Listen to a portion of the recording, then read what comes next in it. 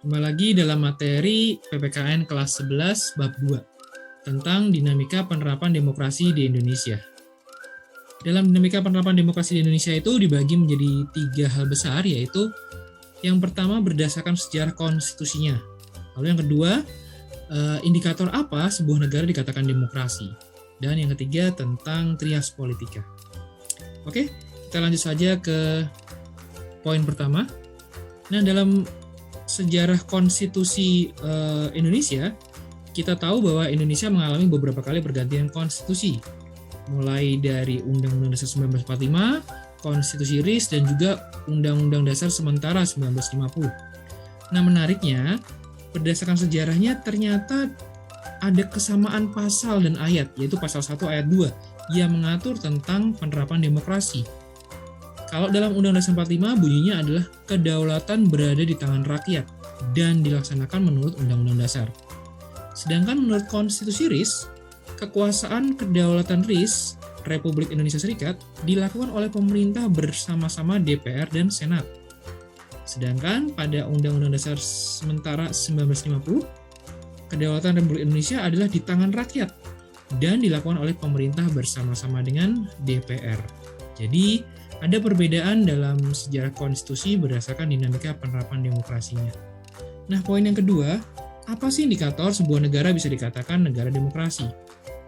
Menurut Afan Ghaffar, ada 5 poin besar dikatakan negara itu bisa dikatakan negara demokrasi. Indikatornya yang pertama adalah dia memiliki akuntabilitas. Apa itu akuntabilitas? Artinya setiap pemegang jabatan atau pemimpin harus dapat mempertanggungjawabkan kebijakannya. Jadi dia punya akuntabilitas, akuntabel gitu ya. Lalu yang kedua adalah rotasi kekuasaan. Maksudnya gimana? Indikator ini berkata bahwa tidak boleh hanya ada satu orang yang terus-menerus memegang kekuasaan. Makanya ada pembatasan jabatan presiden misalnya gitu ya, hanya boleh 2 kali periode. Itu namanya rotasi kekuasaan. Lalu yang ketiga adalah rekrutmen politik yang terbuka. Setiap orang yang memenuhi syarat berhak untuk dipilih. Jadi setiap orang warga negara Indonesia berhak untuk dipilih kalau dia memenuhi syarat untuk menjadi pemimpin tentunya. Nah, indikator yang keempat adalah pemilu. Jadi dalam pemilu ini setiap warga negara Indonesia berhak untuk memilih dan dipilih serta bebas menggunakan haknya. Jadi kalau kita warga negara Indonesia, maka kita berhak untuk memilih dan bahkan kita juga berhak untuk dipilih. Tapi seperti tadi ya, ada syarat yang harus dipenuhi. Dan yang terakhir adalah pemenuhan hak dasar. Dalam negara demokrasi tentu saja kita bebas berpendapat, tapi kebebasan itu harus sesuai dengan undang-undang. Nah, kalau menurut kalian kira-kira dari indikator ini apakah Indonesia sudah bisa disebut negara demokrasi? Ya tentu saja bisa ya, karena memenuhi beberapa syarat tadi, beberapa indikator ini. Oleh karenanya dinamika penerapan demokrasi di Indonesia ini indikatornya juga memenuhi bahwa Indonesia merupakan negara demokrasi. Nah, untuk lebih kita mengenal kembali lembaga apa saja yang ada dalam demokrasi di Indonesia, maka kita mempelajari tentang trias politika. Trias politika itu namanya saja trias ya. Tri itu 3, berarti kan ada 3 lembaga besar, yaitu eksekutif, legislatif, dan yudikatif. Kita masuk ke dalam eksekutif. Eksekutif memiliki tugas yaitu melaksanakan undang-undang. Nah, siapa sih eksekutif? Eksekutif itu adalah presiden, wakil presiden, dan menteri. Kewenangan mereka adalah membuat perpu, yaitu peraturan pemerintah pengganti undang-undang. Jadi kalau undang-undangnya dibatalkan gitu ya, ada perpunya, peraturan pemerintah pengganti undang-undang. Presiden, wakil presiden, dan menteri ini juga disebut pemerintah ya. Dan lalu ada namanya PP, mereka punya kewenangan buat PP, peraturan pemerintah. Dan juga Kepres. Kepres itu keputusan presiden. Namanya saja keputusan presiden, berarti yang berhak memang hanya presiden. Cuma memang keputusan presiden tidak boleh bertentangan dengan peraturan pemerintah. Ibaratnya nggak boleh bertentangan dengan keputusan atau kebijakan di atasnya. Lalu kewenangan lainnya adalah menyusun dan mengajukan RUU. Apa itu RUU? Rancangan undang-undang, dan RAPBN, Rancangan Anggaran Pendapatan Belanja Negara, ke DPR. Jadi eksekutif ini yang menyusun dan mengajukan RUU dan juga RAPBN ke DPR.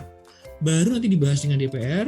Kalau DPR setuju, baru disahkan menjadi undang-undang dan menjadi APBN. Dan dilaksanakan oleh pemerintah, oleh eksekutif tentunya. Nah, legislatif sendiri tugasnya membuat dan mengesahkan undang-undang bersama dengan pemerintah tadi ya, yang mengajukan mereka pemerintah, maka dibahaslah di legislatif dan disahkan.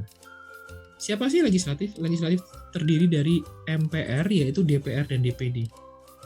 DPR itu adalah Dewan Perwakilan Rakyat. DPR ini anggotanya berasal dari partai politik. Sedangkan DPD itu adalah Dewan Perwakilan Daerah. DPD ini berasal dari tingkat 1 atau provinsi, 4 orang per provinsi. Nah, semua anggota DPR itu adalah anggota MPR.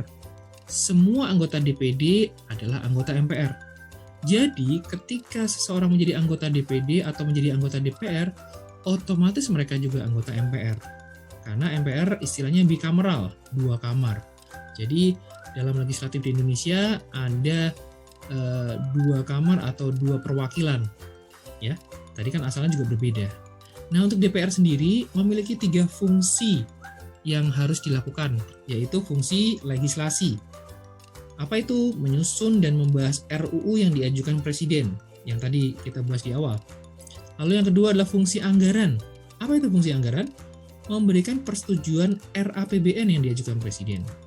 Dan yang ketiga adalah fungsi pengawasan, yaitu melaksanakan pengawasan terhadap pelaksanaan APBN dan kebijakan pemerintah.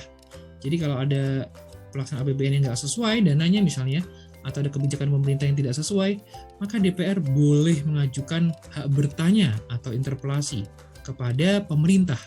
Tentunya sesuai dengan syarat yang ada ya. Nah, itu untuk legislatif. Lalu lembaga yang ketiga adalah yudikatif. Yudikatif ini tugasnya mengawasi pelaksanaan undang-undang.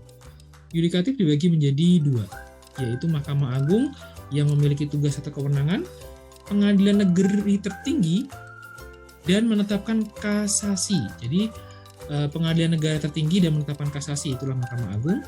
Lalu boleh menerima pengajuan PK atau peninjauan kembali putusan pengadilan.